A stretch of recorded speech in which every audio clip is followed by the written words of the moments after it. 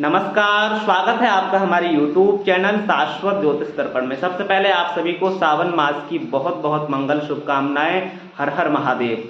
आज का ये वीडियो उन लोगों के लिए बहुत ही ज़्यादा महत्वपूर्ण है जो सावन मास के सोमवार का व्रत करते हैं। इस वीडियो में हम आपको सावन मास के जो सोमवार है उसकी व्रत कथा सुनाने वाले हैं, तो लास्ट तक बने रहिएगा। जो लोग भी सावन का व्रत करते हैं वो लास्ट तक बने रहें और पूरी सावन मास की यानी सावन के सोमवार की जो व्रत कथा है वो आप श्रवण करें।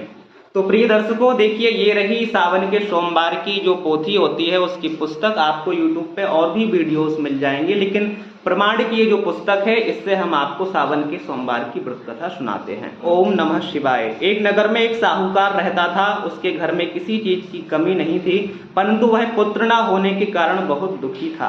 पुत्र की कामना के लिए वह प्रत्येक सोमवार शिव जी का व्रत और पूजन किया करता था तथा सायंकाल मंदिर जाकर शिव जी के सामने दीपक जलाया करता था।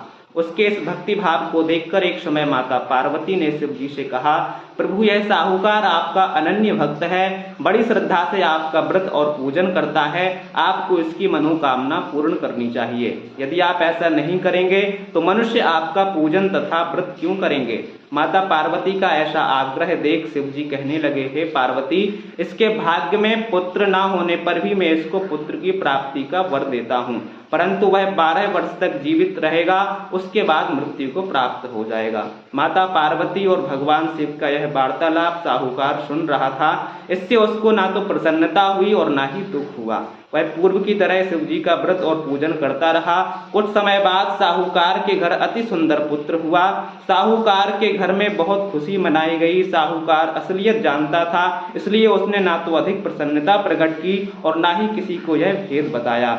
जब वह बालक 11 वर्ष का हो गया तो उसकी माता ने साहूकार से उसका विवाह करने के लिए कहा। साहूकार इसके लिए राजी नहीं हुआ। उसने बालक के मामा को बुलाकर उसे बहुत सा धन देकर कहा, तुम बालक को पढ़ने के लिए काशी ले जाओ और रास्ते में यज्ञादि शुभ कर्म करते हुए जाना। दोनों मामा और भांजे यज्ञ करते हुए ब्राह्मणों को भोजन कराते तथा दक्षिणा देते काशी जी की ओर चल पड़े। रास्ते में एक शहर पड़ा। उस शहर में राजा की कन्या का विवाह था, परंतु जो राजकुमार विवाह कराने के लिए आया था वह एक आंख से काना था। उसके पिता को इस बात की बड़ी चिंता थी कि कहीं राजकुमार को देखकर राजकुमारी तथा उसके माता पिता विवाह में किसी प्रकार की अड़चन पैदा ना कर दें। जब उसने सेठ के अति सुंदर लड़के को देखा तो मन में विचार किया कि क्यों ना द्वाराचार के समय इस लड़के से बढ़कर काम चलाया जाए। ऐसा मन में विचार कर राजकुमार के पिता ने उस लड़के और उसके मामा से बात की। वे राजी हो गए। फिर उस साहूकार के लड़के को वर के कपड़े पहनाकर तथा घोड़ी पर बैठाकर कन्या के द्वार पर ले गए। सभी कार्य बिना किसी विघ्न के पूर्ण हो गया। राजकुमार के पिता ने सोचा कि यदि विवाह कार्य भी इसी लड़के से करा लिया जाए तो क्या बुराई है। ऐसा विचार कर लड़के और उसके मामा से कहा, यदि आप फेरों और कन्यादान के काम को भी करा दें तो आपकी बड़ी कृपा होगी, तो मैं इसके बदले आपको बहुत सारा धन भी दूंगा। दोनों ने इसे सहर्ष स्वीकार कर लिया। विवाह कार्य अच्छी तरह से संपन्न हो गया। सेठ का पुत्र जिस समय जाने लगा तो उसने राजकुमारी की चुंदड़ी के पल्ले पर लिख दिया, तेरा विवाह मेरे साथ हुआ, परंतु जिस राजकुमार के साथ तुमको भेजेंगे वह एक आंख से काना है। मैं काशी जी पढ़ने जा रहा हूँ।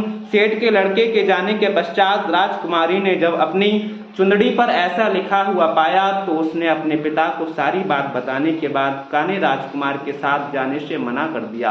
राजकुमारी के माता पिता ने अपनी कन्या को विदा नहीं किया और बारात वापस चली गई। उधर सेठ का लड़का और उसका मामा काशी पहुंच गए। वहां जाकर उन्होंने यज्ञ करना और लड़के ने पढ़ना शुरू कर दिया। जब लड़के की आयु 12 साल की हो गई उस दिन उन्होंने यज्ञ रच रखा है। लड़के की तबीयत खराब हुई, वह अंदर जाकर लेटा और उसके प्राण निकल गए। जब उसके मामा ने आकर देखा कि उसका भांजा मृत पड़ा हुआ है तो उसको बड़ा ही दुख हुआ। उसने सोचा कि अगर मैं अभी रोना पीटना मचा दूंगा तो यज्ञ का कार्य अधूरा रह जाएगा। अतः उसने जल्दी से यज्ञ का कार्य समाप्त करवाकर ब्राह्मणों के जाने के बाद रोना पीटना शुरू कर दिया। संयोग बस उसी समय शिव और पार्वती उधर से जा रहे थे। रोने और विलाप करने की आवाज सुनकर वे वहां पहुंच गए। उन्होंने पाया कि वहां एक लड़का मृत पड़ा था। माता पार्वती कहने लगी, महाराज यह तो उसी सेठ का लड़का है जो आपके वरदान से उत्पन्न हुआ था। शिव जी ने कहा, हे पार्वती, इसकी आयु इतनी ही थी। तब पार्वती जी ने कहा, प्रभु इस बालक को और आयु दे दीजिए, नहीं तो इसके माता पिता तड़प तड़प कर मर जाएंगे। माता पार्वती के बार बार आग्रह करने पर शिव जी ने उसका जीवन का वरदान दे दिया। शिव जी की कृपा से वह लड़का जीवित हो गया। शिव जी और पार्वती कैलाश पर्वत को पधार गए। शिक्षा पूर्ण होने पर वह लड़का और उसका मामा उसी प्रकार यज्ञादि शुभ कर्म करते हुए अपने घर की ओर चल पड़े। रास्ते में उसी शहर में आए जहाँ की राजकुमारी से लड़के का विवाह हुआ था। वहां आकर उन्होंने यज्ञ आरंभ कर दिया। उस लड़के के ससुर वहां के राजा ने उसको पहचान लिया और महल में ले जाकर उसकी बहुत आवभगत की तथा बहुत से दास दासियों सहित आदर पूर्वक अपनी राजकुमारी यानी अपनी बेटी और जमाई को विदा कर दिया। इधर साहूकार तथा उसकी पत्नी अपने पुत्र को सही सलामत लौट कर आया देखकर बहुत खुश हुए। जो कोई सोमवार के व्रत को धारण करता है अथवा इस कथा को पढ़ता है अथवा सुनता है, उसकी समस्त मनोकामनाएं पूर्ण होती हैं तथा इस लोक में नाना प्रकार के सुख भोग कर अंत में सदाशिव के लोक को प्राप्त होता है। तो अगर आप सोमवार का व्रत करते हैं, सावन सोमवार का व्रत धारण करते हैं, तो इस कथा को जरूर सुनिएगा और शाम सदाशिव का पूजन करिएगा यथोपचार। एक बार फिर से आप सभी को सावन मास की बहुत बहुत शुभकामनाएं। हर हर महादेव। ओम नमः शिवाय।